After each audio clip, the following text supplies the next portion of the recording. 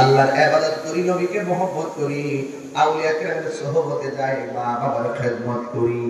আল্লাহ পাকের ইবাদতের পরে আল্লাহ রাব্বুল আলামিন আরেকটি শব্দ যোগ করলেন, ওয়া বিল ওয়ালিদাইনি ইহসানা।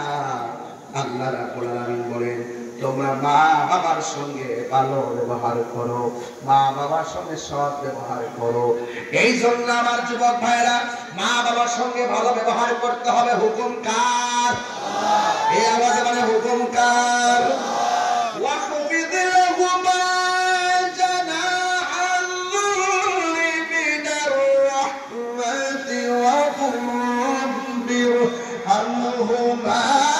কামা রাব্বায়ানি সগীরা।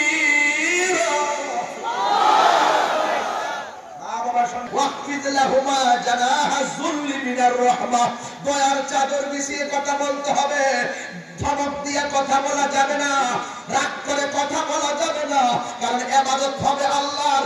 ইবাদতের পরেই আল্লাহ কয়, ওয়া বিল ওয়ালিদাইনি ইহসানা, মা বাবার সঙ্গে ভালো ব্যবহার করো।